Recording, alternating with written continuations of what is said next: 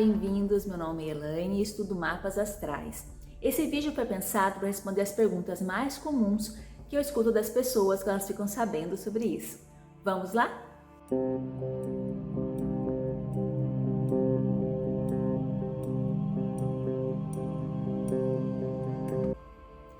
Pois bem, então o que é a astrologia? A astrologia é uma ciência, pois ela se baseia em princípios e diretrizes que foram assimilados pela observação, ou seja, de forma empírica. E qual é o objeto dessa ciência? A influência dos astros na vida das pessoas. Isso não é novidade, ao contrário, é muito antigo. Desde os primórdios da humanidade já se tem conhecimentos e admiração pelo cosmos, pela astrologia, pelos astros e movimentos no céu.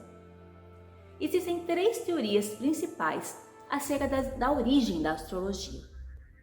A primeira teoria diz que ela vem antes mesmo dos sumérios, há cerca de 28 mil anos antes de Cristo. Das três teorias, é a menos aceita, porque se acredita que os homens daquela época, ainda que aplicassem algum conhecimento baseado nos astros, não tinham lá muita certeza do que estavam fazendo. A segunda teoria, inclusive a mais aceita, é a que a origem veio dos egípcios, há cerca de 4.200 anos antes de Cristo. Isso se baseia pela quantidade de símbolos que remetem à astrologia, aos astros encontrados em artefatos egípcios. Além disso, já é conhecido que os egípcios adoravam o deus Sol, mais um claro indício da sua referência aos astros. Alguns defendem, inclusive, que existem alguns conhecimentos egípcios que até hoje continuam sem explicação pela comunidade científica e que são, na verdade, baseados em conhecimentos decorrentes da astrologia. A terceira teoria é que a astrologia surgiu com os sumérios. Aí já estamos falando de cerca de 4.000 anos antes de Cristo. Isso se remete ao fato de terem sido encontrados alguns símbolos que podem estar ligados a fenômenos astrológicos, principalmente que se relacionam ao Sol e à Lua. Como vocês podem ver, portanto, a origem é muito antiga, portanto, muito profunda já na psique coletiva da humanidade. Pois bem, aí vocês podem estar se perguntando, eu entendi que a origem é bem antiga, mas o que tem a ver o movimento dos astros com influência no comportamento humano? Realmente, isso é muito curioso, não é? O que acontece é que quando a humanidade contemplava os céus, alguns observadores mais atentos começaram a notar que alguns astros, por exemplo, ficavam fixos, enquanto que outros se moviam. Isso favorecia a navegação. Não a navegação no sentido apenas de barcos, mas a locomoção mesmo de um local para outro. Além disso, começaram a fazer correlações com observações através dos anos de que determinados astros e posições no céu correspondiam geralmente a certos tipos de atividades mundanas. E aí começaram a fazer essas correlações.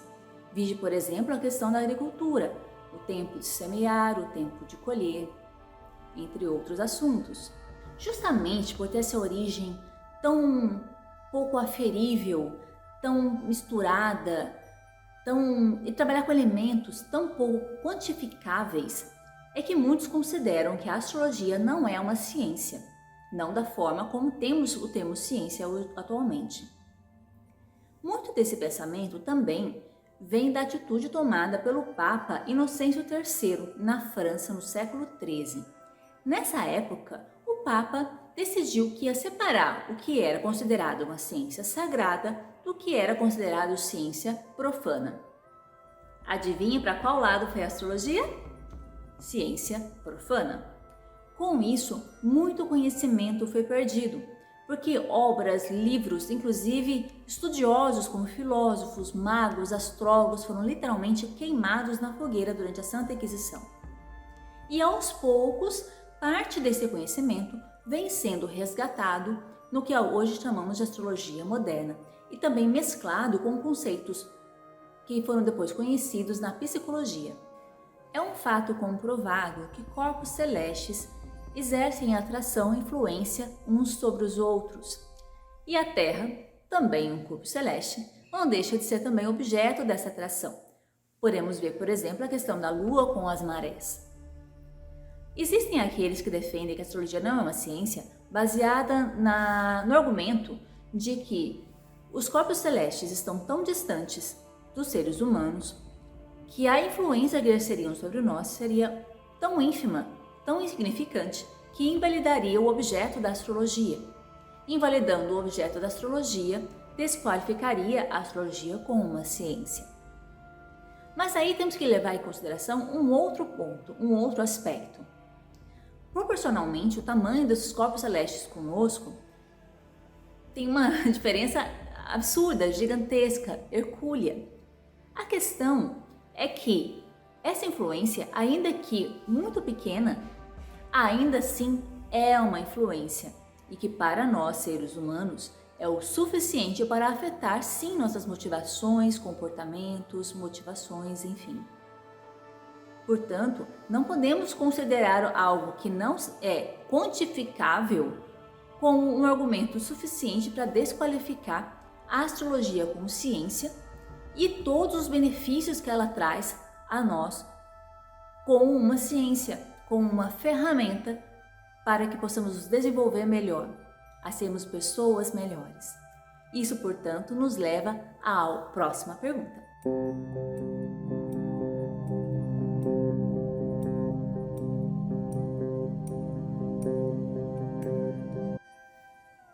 O principal benefício obtido pela astrologia é o conhecimento de tendências, de motivações, de habilidades humanas.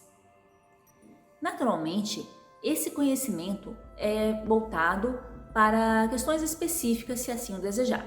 Então, ele pode ser desmembrado em diversos tipos de interpretações diferentes. Temos, por exemplo, um mapa vocacional.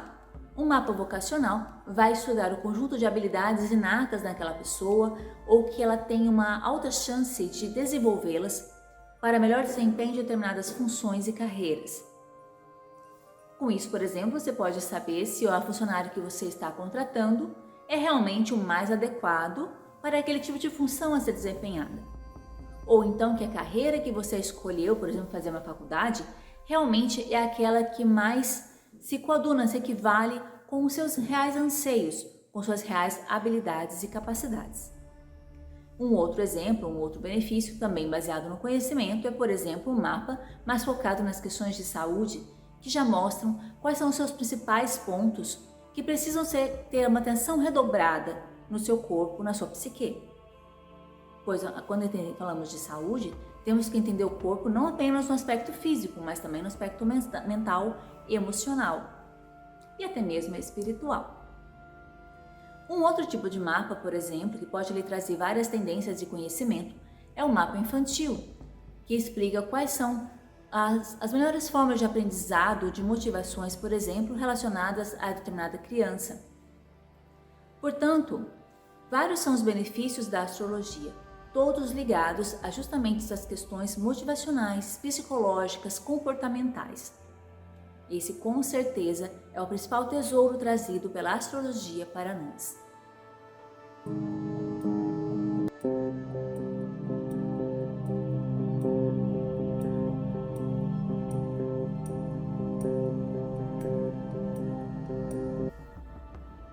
O que é um mapa astral?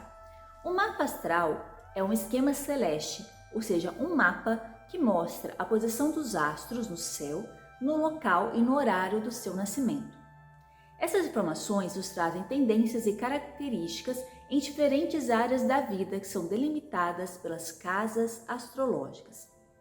Em um resumo, pode-se dizer que é tipo uma fotografia do céu na hora e no local em que você nasceu. E é com base nessas informações que nós fazemos a interpretação do mapa astral. Este aqui é um exemplo de um mapa astral. Nesse esquema celeste, representamos todos os símbolos referentes aos signos e depois temos um espaço concernente às divisões do céu relativa a cada uma das casas astrológicas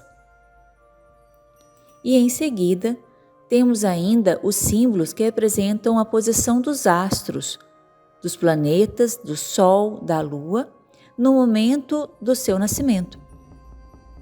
E é com base num esquema celeste muito parecido com esse, só que naturalmente personalizado para cada um, é que fazemos a interpretação das diferentes áreas da vida e das características e influências desses astros sobre cada uma delas.